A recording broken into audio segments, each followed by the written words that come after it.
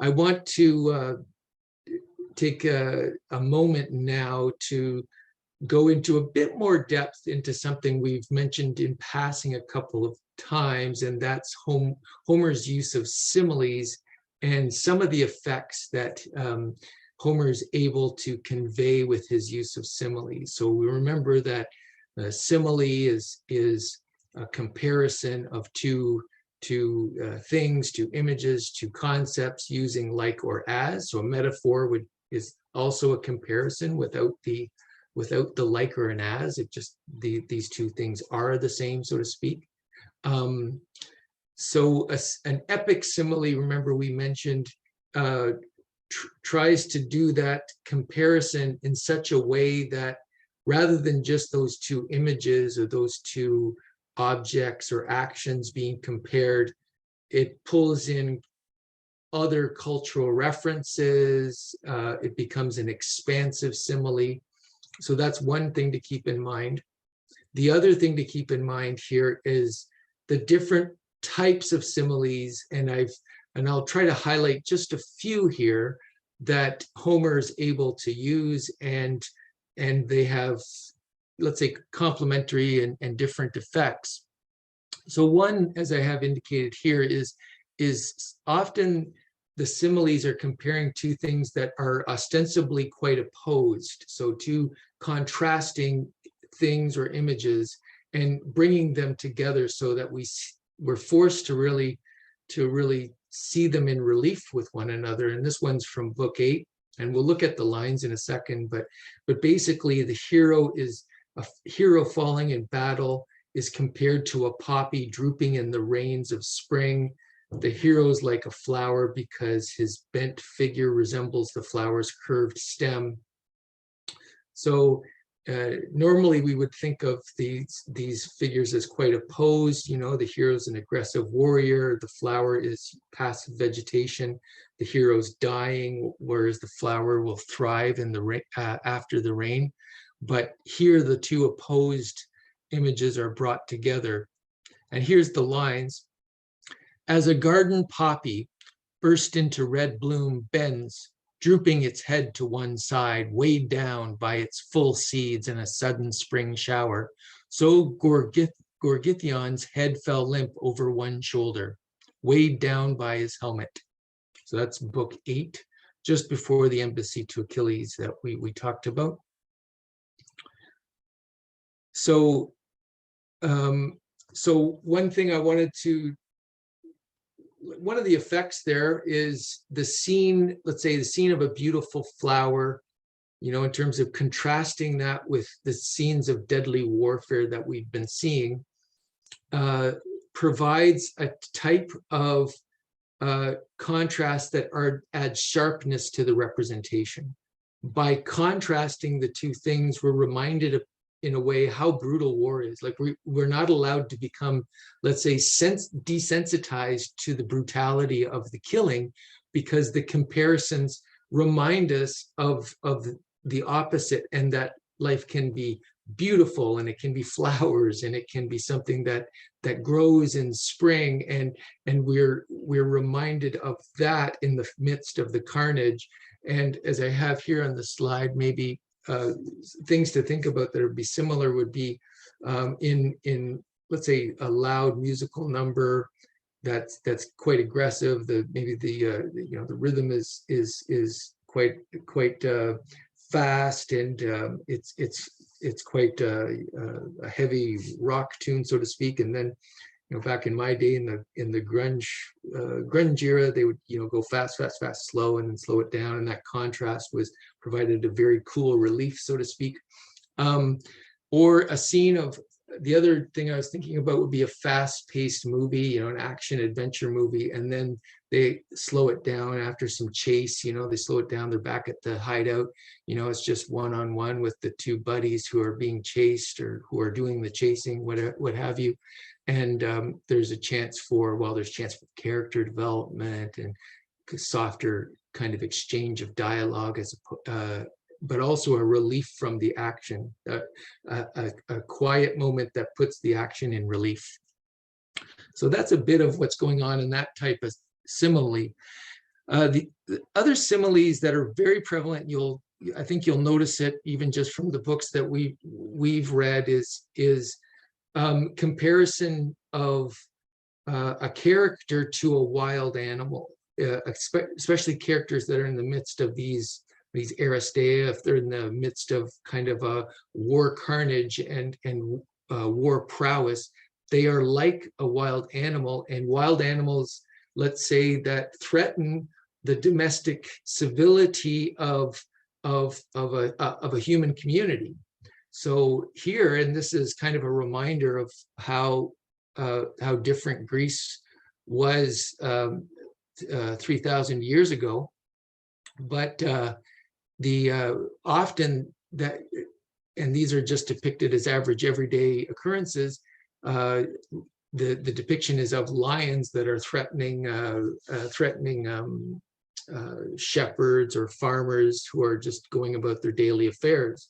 So again, we don't see a lot of lions on mainland Europe unless they've escaped from zoos these days. But at that time, I guess it's a real threat, right? So lions, wolves, wild boars, these types of these wild animals that when in the woods or when tending the flock of these sheep, the shepherd has to be careful. So to here, if we'll look at a comparison of Diomedes. So this is Diomedes during his Aristeia, and he's compared to a wild lion. So let's go and look at that.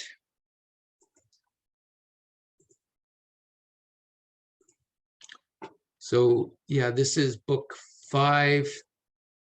Now long ablaze as he was to fight the Trojans, triple the fury seized him, claw mad as a lion some shepherd tending woolly flocks in the field has just grazed, a lion leaping into the fold. But he hasn't killed him, only spurred his strength, and helpless to beat him off, the man scurries for shelter, leaving his flocks panicked, lost as the ramping beast mauls them thick and fast, piling corpse on corpse, and in one furious bound clears the fence yard. So raging Diomedes mauled the Trojans. So remember that all that depiction of, just as we see often shepherds trying to protect a flock from a lion, so too, or so raging Diomedes mauled the Trojans. It's that one line that brings us back to the action of the epic and the story that we've been following. I want to jump to another simile that this is book 11. So this is a slightly different type, but it's again it's a reference to, let's say, civilized behavior. That was to a wild animals, but this is to, let's say, civilized behavior of say domestic activity, humans farming, humans doing kind of labor. So on the one hand, a raging warrior in an Aristeia can be like a wild animal in its rage and something that kind of threatens civility.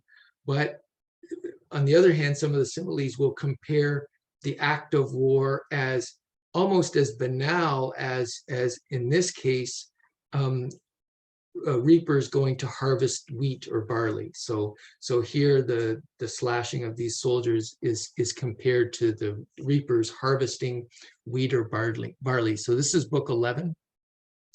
And the men like gangs of reapers slashing down the reaping rows and coming closer across the field of a warlord rich in wheat and barley, swaths by the armfuls falling thick and fast. So the Achaeans and Trojans closed and slashed, lunging into each other, and neither side now had a thought of flight that would have meant disaster. So I'll stop there and go back to the presentation.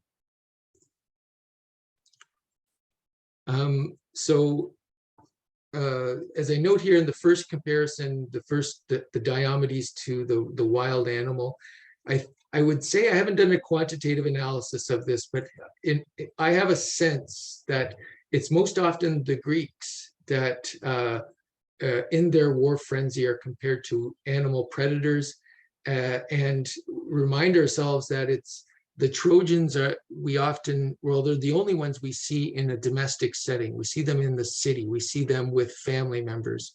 We see that which could be destroyed by these attackers, the Greeks. So the Greeks, in some ways, do represent this kind of wild animal, that which is savage and outside the community that could threaten its safety, more so than the Trojans do directly to the civilized life of the Greeks. And we talked a bit about this, the second simile, in terms of the armies being like gangs of reapers.